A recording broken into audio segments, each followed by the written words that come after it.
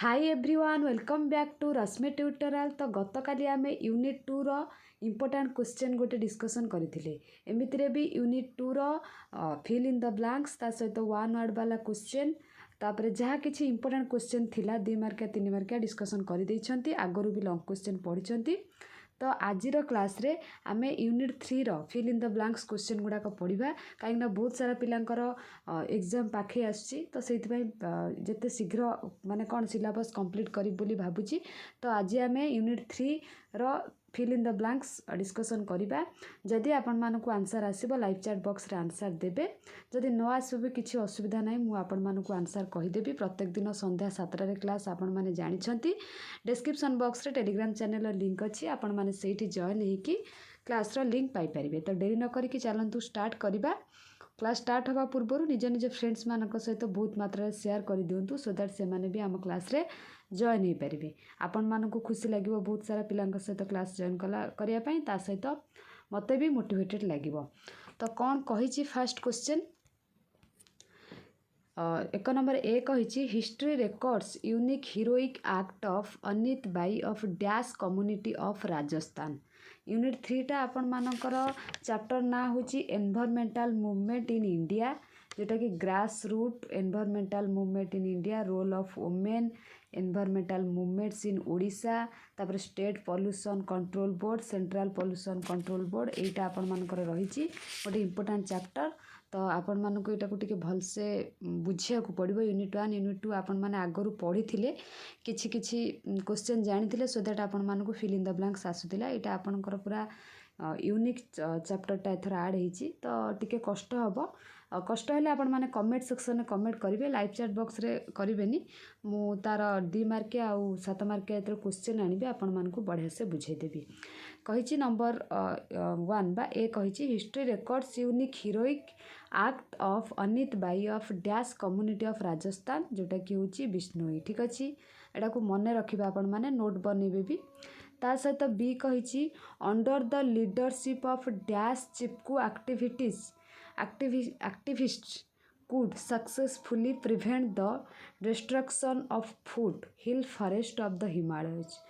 Jar answer रही सुंदरलाल बाहुगुरा। ठीक अच्छे under the leadership of Sundarlal Bahuguna Chipko activists could successfully prevent the destruction of food hill forest of the Himalayas. ठीक अच्छे T question गुड़ाक आपण मानक भलसे बुझा पड़ो ता सहित आंसर भी मन रखा पड़ो। टी ए चैप्टरटा पूरा यूनिक आपण मानक पई।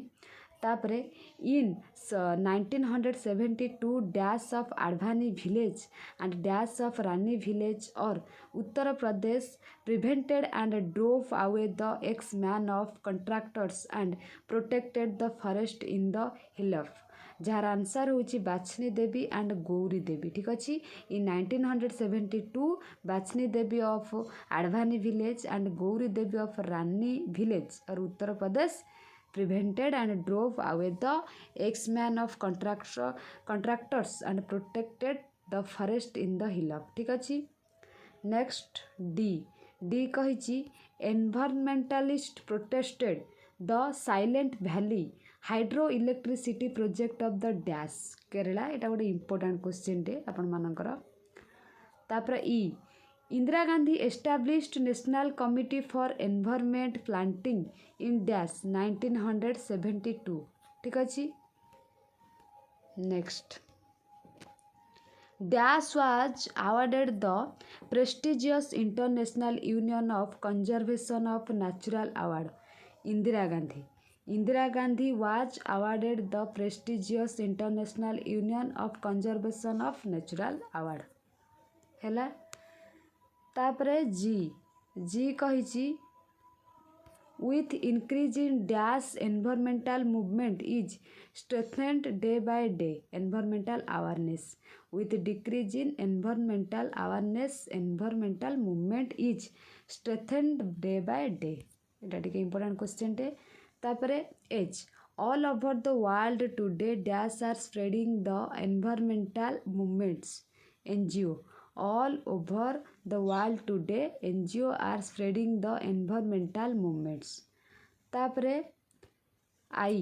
ठीक अच्छे नेक्स्ट कही आईटा आपण मानकर कहिछि the petition in the court against the pollution of river ivy was filed by dash लता श्रद्धाकर सुक्कार एटा गोटे इंपोर्टेंट क्वेश्चन टे मन रखा आपण मानक पड़ो तापर जे द ओडिशा कृषक तो जे कहिछि the Odisha Krushak Mahasangh headed by dash and other voluntary organisation registered the establishment of सेमेंटरशिप and intensive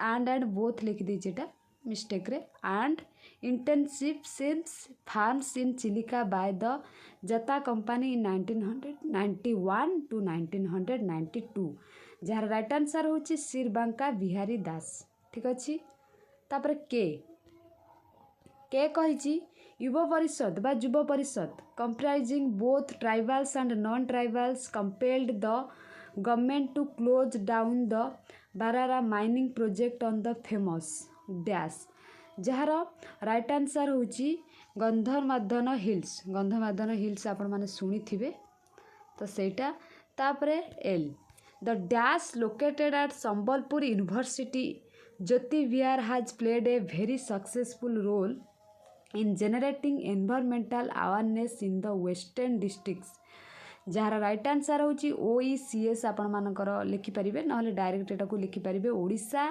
environment consciousness society नहले OECS लिखि परिबे आपण को इच्छा फुल लिखिबे नहले शॉर्ट रे भी लिखिले चलिबो तापरे M dash headed by Sri Prasanna Kumar Das has been able to make the union government declare the Similipala forest of Mayurbhanj district as biosphere reserve. Odisha Environment Society OES. Hela. Next, the story of the environmental movement in India will not be complete without reference to active role of dash higher judiciary.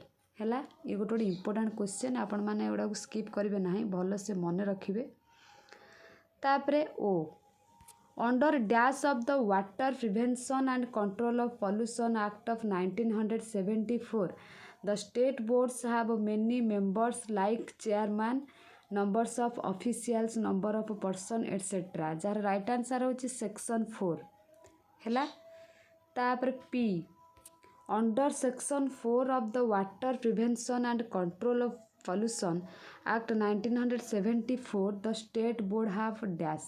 Etah important question Etah maximum time internal exam रे पिलांकर पड़ुछि आपण माने मने रखिबे a chairman 5 official 5 person 3 non officials 2 person 2 present companies a full time member secretary ठीक अछि दो तीनटा आपण मानकर एडी डैश देछि तो भल से मन रखिबे 1 2 3 4 5 6 मिस्टेक रे तीनटा कहि देली 6 टा तो आंसर भी एटी 6 टा आपण मानकर अछि तापरे Q the main function of dash is to advise the central government state government plan and cause to execute a nation wide programme to inspect swag etcetera जार राइट आंसर होची state pollution control board हैला तापरे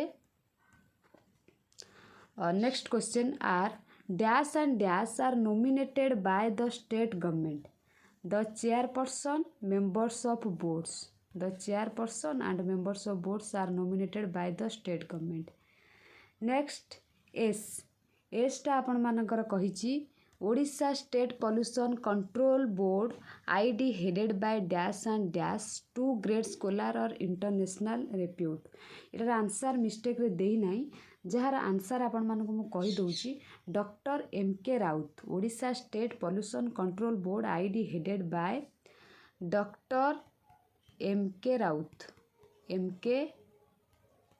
राउत ठीक अछि you तापरे आउ गोटे dash जो रही है 2 ग्रेट सेटा होची डॉक्टर MC दास फास्टा आपण मानकर डॉक्टर MK राउत ए डैशटा पाई कहूची एंड ए डैशटा पाई कहूची फास्टा आपण मानकर एठी लिखि दउची डॉक्टर